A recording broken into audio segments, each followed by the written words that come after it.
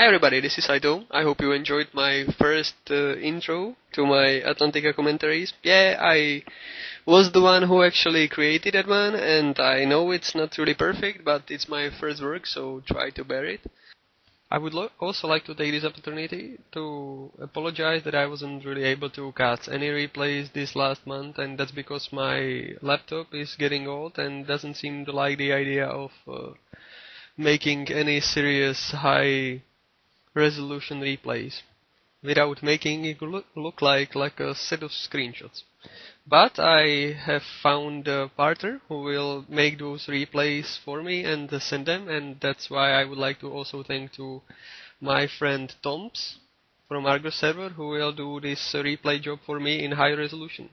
But that's about pointless chatter, and let me get straight to this fight. And this is the Argos server weekly championship finale between DeadlyStrike and Grume, or I would like to call him Grume, although he has some numbers and U's in there, so that's just how I call him. I hope he won't be mad. Just a short introduction to both players. Grume has won weekly championship in Argos countless times, and he is quite a formidable enemy.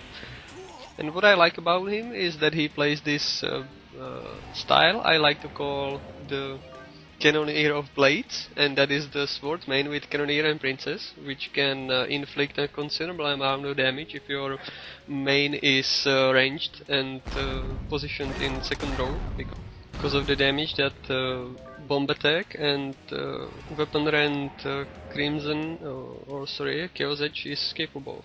And as you can see, DeadlyStrike is actually the kind of player who likes to use a double scroll strategy, which basically counters any kind of debuffs that can the enemy starts putting on him since the start of the match, like Silence or Varkai. But considering that Grume doesn't have any Spartan, I think this is just kind of over bit of reaction, because there is actually no danger of him being Varkried or sealed or any kind of other stuff that would prevent him from using Beast Soul to the greatest effect.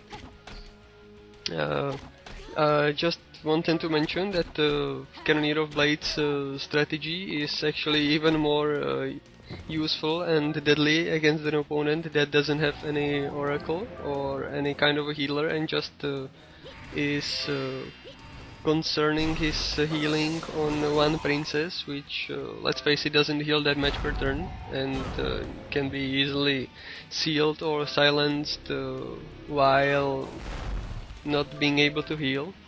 And I expect this will turn into one-sided main spike, and only thing that DeadlyStrike has to prevent that is Princess and the measly heal that she provides. Of course, DeadlyStrike plays the QuatroRangeHwarang into Beast Soul strategy, so his offensive strength is the highest humanly possible. It's the most used one, most effective kind of strategy there is at the moment, because if you have the combo and if you have the basic understanding how to play this build, you always put a hole in the second row and silence the back and basically take the win. And that is basically what we are seeing right now. Grume's second row has been pierced and his third is exposed, and the only thing he can do is just continue his Holy Guard or Blessing spam on his third row to prevent being silenced. Because remember, if you get silenced, you can't Awake or even Holy Guard for 3 turns, and it takes 3 turns to get stunned. And considering you are facing a Cannoneer main, it's not really the wise decision to let the Cannoneer just stun you away and disable up to 6 of your mercenaries. There is no going back from that. And now you can really witness the power of the QuatroRangeHwarang into Beast Soul, because there are already 2 characters dead in Grume's party. His third is exposed, and the DeadlyStrike's front is alive and healthy and constantly Holy Guarded to prevent any kind of disable abilities like Shield Bash or Forest Prison. However, it looks like Grume is finally starting to use the Chaos Edge and Smoke Bomb strategy, and he might be able to inflict some considerable damage and just spike the main, as I was mentioning at the beginning. Because really that's the only answer you can come up with against this build, because enemy has superior firepower, he has superior combo, and the only thing he doesn't have is healing. He can't heal that mercenaries, no matter what he does, the princess just doesn't cut it. The DeadlyStrike also has another advantage against his opponent, and that is if you actually put a dent in the second row and force the enemy to constantly holy guard the shirt, you just won't have enough action points for Monk to holy guard. And as you can see, the Grume was forced to use double stimulants on his front, which means twice as less attacks to the enemy front, and that's really considerable damage you need to inflict. Because if you don't attack, you won't win. That's one of the principles of this game. You can't win by guarding all this time. And because Grume is using stimulants, he is losing his opportunities to inflict damage. Means he's quickly getting behind his opponent.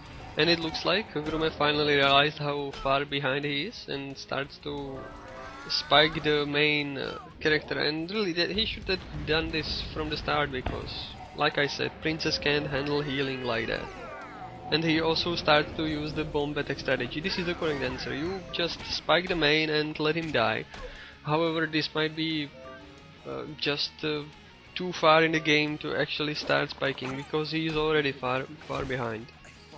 He has his front is almost unusable, and but look at that. It took like 50% of his health right there, and all he needs to do is just to wait for Doda to finish him off. And this is really the strength of the Sword Mercenary. Just to be the Wall of China, take all the damage, and be the last man standing. And really, the table seems turned instantly, because now the pressure is on DeadlyStrike, his main is in danger of dying, and there is still that possibility of getting the combo. He should just spike the cannon instantly, and then, if possible, Holy Guard or something, because he just allows Grume to use the strategy of the combo against him, and really, this is what Grume has been waiting for the entire fight. Just to smoke bomb and bomb strike the main and win, because there isn't the heal necessary to heal that kind of injury. He can spam elixirs, but that's 3,500 of HPs, and considering that Dodat just takes that, it's just a matter of time before he dies.